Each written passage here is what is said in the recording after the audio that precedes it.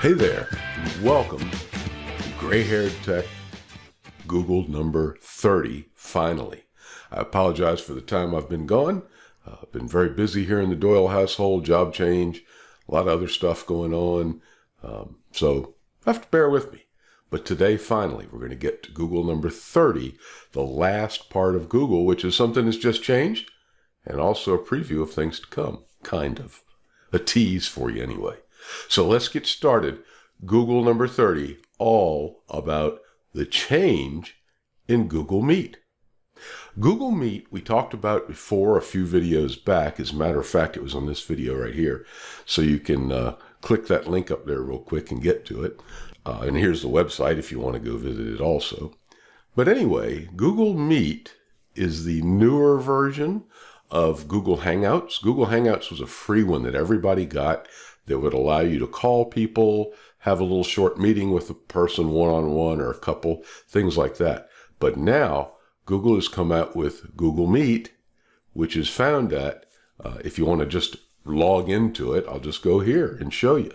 It's going to be at meet.google.com. Simple as that. It takes you to Google Meet. And you have to have a Google account to actually start a meeting. Now you can join a meeting somebody else has started with Google without having a Google account. So that's cool. But you have to have one to start it. And if you notice here, as I just logged in, it shows me over here. There's my login for GrayHaired.Tech. And then down here, I can create a new meeting or enter a link. And I'll show you about those in just a second. But I also want to show you the new way to get to it. By the way, right now, Google is allowing us, due to COVID, through a certain date that right now is September 30th, 2020, to allow 100 people to come into your meeting. So you can invite your very closest friends. You can all see each other and chat. And up to an hour time meeting. So if you remember Zoom, we talked about that before, which is probably one of the more popular ones. Zoom allows you 45 minutes on the free account. But on this one, Google is even waiving that 60 minutes until September 30th of this year. After that, it'll be a 60-minute limitation with 100 people. Some people told me they might even go up to 250, but I know that's in the paid Meet account, which you have to have G Suites for. So we've talked about that before too. So let's just take a look at where else you can get to this. I'm going to go over here to my email. And if you notice your email, just in the last month or so, you've had a couple of extra buttons added. Look down here at the bottom. We've got Meet, Start a Meeting, and Join a Meeting. Now that's the same thing as you had here under New Meeting, which is to start a meeting, or enter a code link to join a meeting. So let's just see how we can run it from Google. I'll even close down this window and just leave it in the Gmail, not Google. And go down here and notice you've still got Hangouts, but Hangouts basically allows you to make a phone call. So I can click here and make phone call. I can call different people. Got to camouflage those numbers out. Got to remember to do that in a few minutes. But and you can also click on these bars and get more room or less room, whatever you want to do. But it's got all three of them here now. Hangouts just for phone calls. But let's go ahead and start a meeting. I don't have anyone I'm going to meet with today. We've done that in the past. So I'll just show you how to start it up. So if you hit start a meeting, it opens up right here and it starts one live. So I can go here and I can say join now. I can present or cast it if I want to send it to Google Chrome on TV or something. So notice here it says camera failed. I can't cut my camera on because it's recording my face down here. But if you had that on, you could give it permissions to turn your camera on so that other people in the meeting can see you, and then also your microphone access. Turn it off or cut it on for the meeting. So while the meeting is going, you can actually do this too. So if I wanted to join this meeting, I could click Join Now. And now it's all up. Here is the link to my meeting, and I can just copy that and email it to people, or I can add people and enter their address from within my address book and invite them that way. I could also copy that meeting. There's my face that I used to represent it. And notice too, we talked about this before, the speaker, if they don't have their camera on, it'll show you as they speak, it makes a little circle go in and out around their head. So watch. Silence is golden. Now I'm talking and it swells and collapses. Shows you who's talking each time if you don't see their face with their camera on, so their face isn't moving. I mean, you'll see them talking. So anyway, you can do that. You can also go over here to meeting details. You want to invite someone. You can say copy join information. It says it's copied. Now I could go back to Gmail over here and compose and send this to somebody. So there's the meeting information. When they got this as an email, all they'd have to do is click it. You could text it to them and they could click it and get there and all that. So it's really a pretty convenient way to do it. And I'm just going to delete that now and go back to my meeting over here. So I can add attachments to the meeting, as you can see. I could add something in here. Down at the bottom, you've got your controls. Turn your microphone off and on. Turn your camera off and on. Hang up. Turn on captions. To me, the captions are amazing. Watch as I speak. It even puts in sentences in spots. If I ask a question, in other words, I could say, hey, what time is it? And let's see if it converts it. There you go. It even knows it's a question. So it really does pretty good. So your captioning is good. And when you're done, you can even save the captioning if you want through the program. So again, over here, the 3 dots, you've got other information you can do. Turn off the captions. There's some settings, report abuse, whatever you want to do, you can do it right here. So it's really pretty neat the way it works like that. And if I maximize this screen, doesn't look much different. But if you had other people calling in, you'd have them all split up into different squares where they would be. I'm going to turn off the captioning now, just for grins, I showed you. Now, if I wanted to present, I could click this, and that means I can present my entire screen, a window, or a Chrome tab. So if I said Chrome tab, I could pick which one it is, and let's say I wanted to show people how Inbox works. I could click that, and so now it's showing everybody my inbox screen, I'm sure. So for the meeting, that's what it would do, and it would show everybody online that. I'm not sure how it shows up here. I'm going to go ahead and stop presenting. So other things up here, when people come in, you can show everyone and have chats going. You hit the chat button, and you can send them to individual people chats. Just say, hey, Ron's really going on too long. Make sure you send that to one person and not the group. It'll put a little arrow asking you what you want to do. So you can work it like that. This will show you who's in the meeting, who's speaking, you can see again. And there are just all kinds of good controls you can work out here. Time is always shown, your chat up here again. So that's the way it works. And it's a pretty good way to talk. When you're finished, you hang up. Click it here. Now I'm going to show you. Okay, it wants a rating. I'm not going to give it one because I don't know how it really went since nobody was there but me. So I'm going to go ahead and close that window. Now let me show you something else you can do with this. If you go to your Google Calendar, here's my calendar, and let's say I want to set up a new meeting. I'm going to just open this in a tab and show you my screen here. And let's say I want to set up a meeting. I can click it here, and I can go to more options. Look at this, add Google Meet video conferencing. I could also do Zoom. I've got that on my computer, but I'm going to do Google Meet. I just click this. I'm going to say talk about whatever. So I can do that. I can set the time for it, April 29th. You know what today is. I can go in here and I've got join with a meeting. So that's all good. I can go in here. I can say the email. I can invite guests. I can invite Frank Johnson, which we all know Frank. And so he'll be sent an invite to this. Notice too, I can't see his calendar. That's fine. Modify the event. What do I allow the guest, which would be Frank, to do? Can he modify it? Can he invite others? Can he see who's coming and everything? So there you go. So notice up to 100 participants. It shows me here. I can copy that link that's right here again and use it to send to somebody else in another email. Or I could just come back here and add more guests. When I save it, it says, do I want to invite these guests?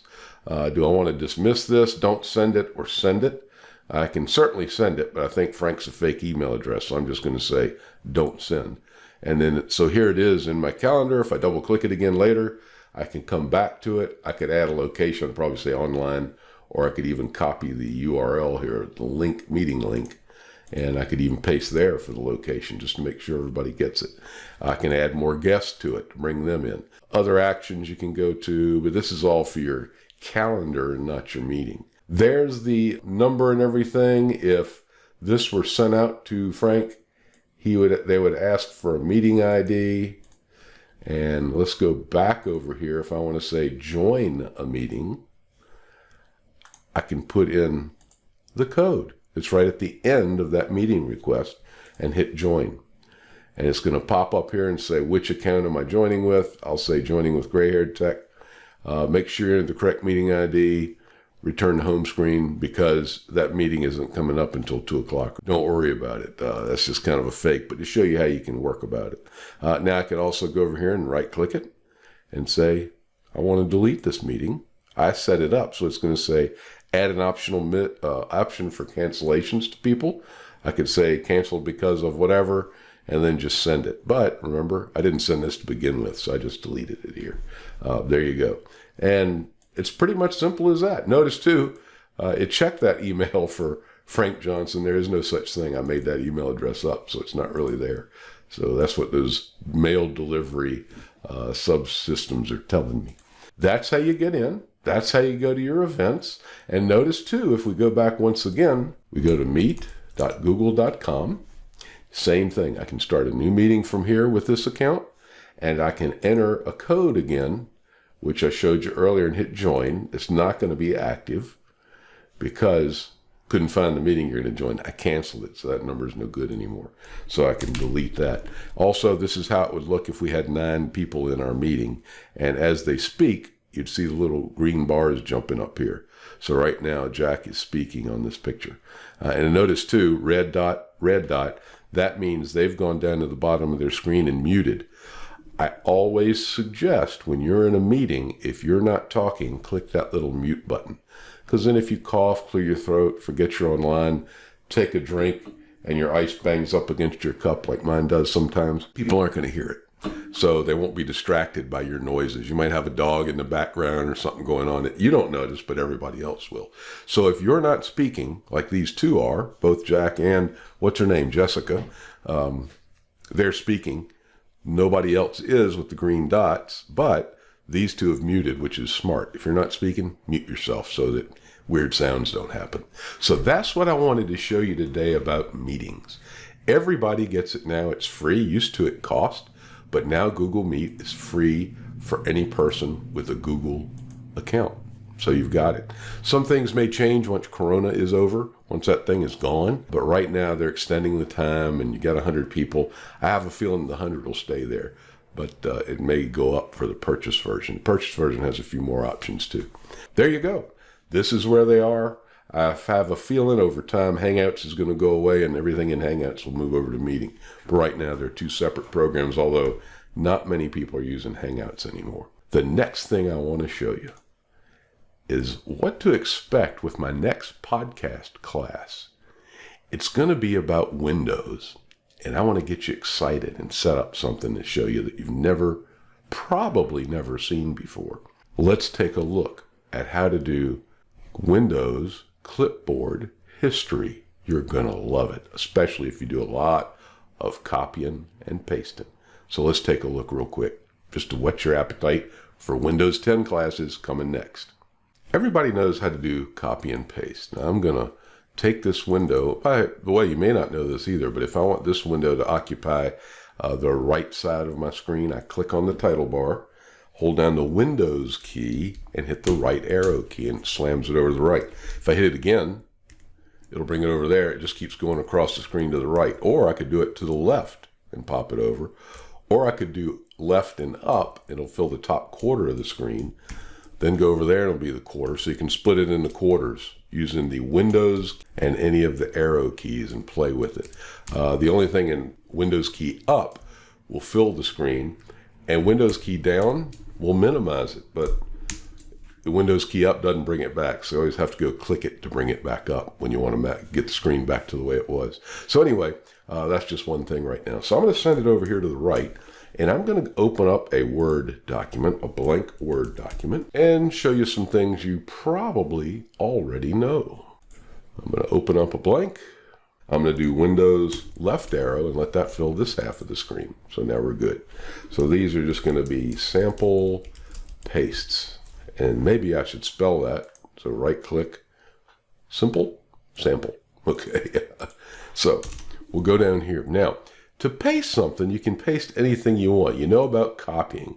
I'm going to go over here to this tab, and I'm just going to put Wikipedia. And we'll go to Wikipedia here. This is an information center that I don't trust, but it's a good place to show you different things. I'm already in English, I think, but there we go. Welcome to Wikipedia. Featured article, blah, blah, blah, blah, blah. You know me, I always do bananas. If I could spell them right, it would be really good. Here we go. Do we need bananas? Yes. So I can go in here and read about bananas, Cavendish bananas, cooking banana Foster. Let's go there. Ooh, that doesn't look too good. I've never had it. Hey, these are cool bananas. Latundin bananas. I'll take somebody's word for it. But it tells you all about it, and I'm reading about it and taxonomy and all that. And let's say I'm just gathering some information. So I can click here and drag over this.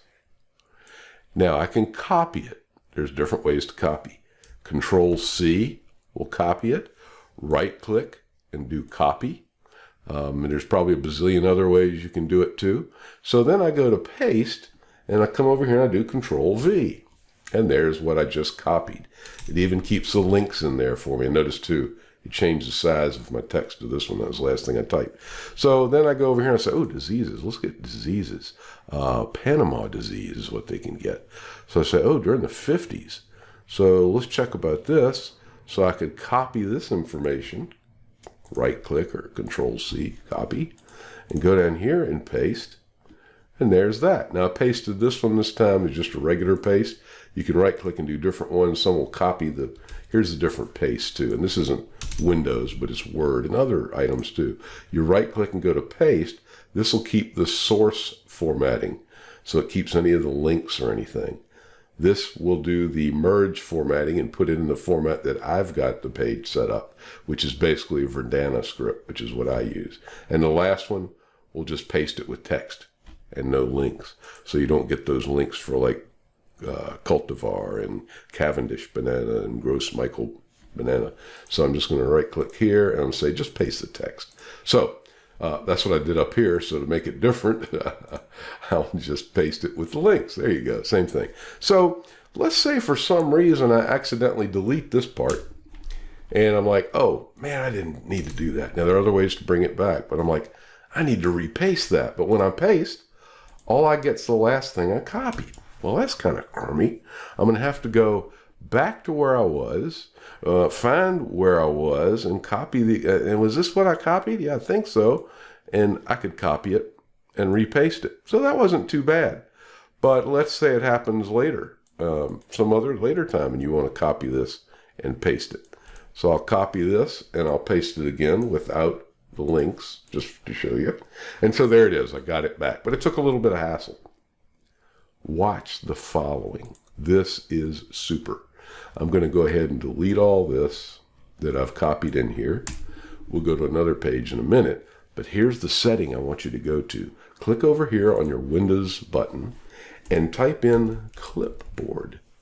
And you'll see clipboard settings. It may not be the top in the list, but find clipboard settings, and that's what you want to click on. So you click it. Here's your clipboard. Tells you when you copy something to Windows, it's copied to the clipboard. When you do Control C, it's copied to your clipboard. Control V, pastes. Or, right click and paste. You can do that too. Look at this. Here's the one you may have never played with. Save multiple items in the clipboard to use later. Press the Windows logo key plus V to view your clipboard list and paste from it. So I'm going to cut this on. Down here, there's another one that says paste to other devices. So if you log into your computer with your Outlook account or your Windows account and do it on other computers, you can say sign in and it will keep your pasted items on another computer that you've copied that you can paste. And then down here, you can clear what you've got already. We'll just leave it now and I'll show you how it works. I've cut it on. I close it. And now let's say I want to take a look here and go to pictures of bananas. So I can go here and hit images. So yeah, here's a nice picture I'd like to get. So I can click that and say copy image. So that's cool. So I can go over here and I can paste my image, Control V. So there you go. You see how it works. But let's see if I want to find something else in there. Use your Windows logo key and V. Don't hold Windows too long. And when you let go, that'll pop up. So just hold it and tap V. Look at this. This has something else I put in there, so I can click it. Oh, let's see. I'm also going to select this picture and copy it. And I'm also going to go over here at Wikipedia and look up banana history. The history of bananas. Banana's an elongated thing, blah, blah, blah, blah, blah. Banana, let's just look up banana. Here we go. Banana's elongated. I can grab this. I can copy this about the banana here. And then I can go and I can say, page information. What's that? Or even better, what links are here? Here's a link. Let's look at the Afrikaans. And I want to copy this website. So I copy that. And so I've been copying things here. Let's see, languages of South Africa. I can click it and copy that and then watch. I can go back over to my document and I can say, Windows V, and look what it's got. All the stuff I've copied.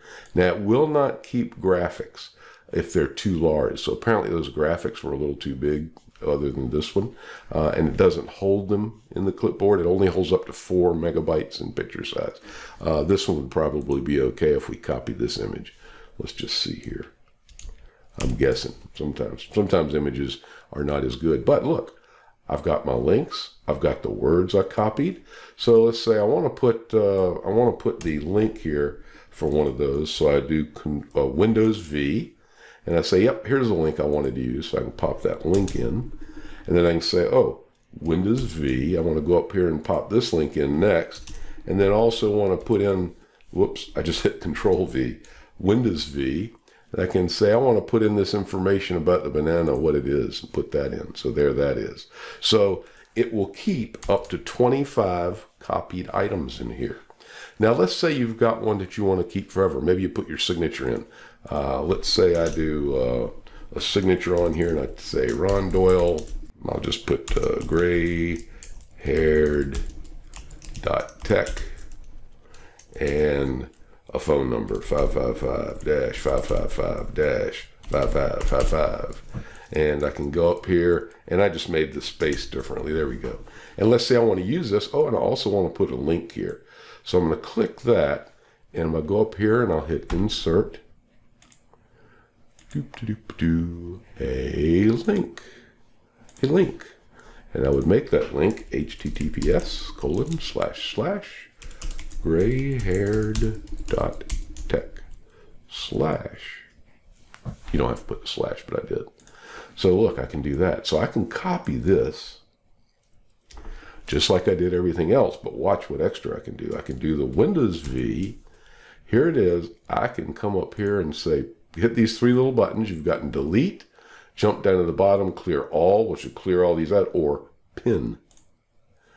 Now, if I restart my computer, that will still be there. The others will go away. They go out of memory. But when you pin one, it stays. And if you're linked to another computer with your Microsoft login, it'll also be on that computer.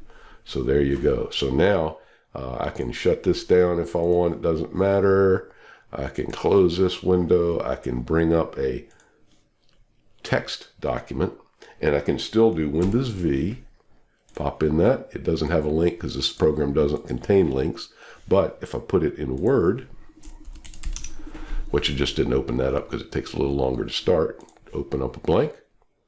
I could type a letter. I could post from there. I could say I want to put this in, and I could do that. I want to put something down here in, and I want to do that. And I want to put my closing in, which I wouldn't do it like this. But I could pop it in here, and there you go. So it'd be there. Simple. And I pinned it. So when I restart my computer, all of these will be gone except for the one of these, the one that I pinned. That one's not pinned. This one is pinned because it says unpin. Okay, so this one will still be there all the time, every time I restart the computer. And what happens, it holds 25 of these, and when you get to a 26th, the oldest one will roll off the bottom, and a new one will take its place up top. The newer ones are always at the top. So that's the way your clipboard history works. For more starting information on Windows and more information about Windows 10, you'll join me for my next podcast starting in just a couple of weeks. Thanks a lot. Take care. Have a good day. Enjoy life, learn lots, and be blessed. Thanks.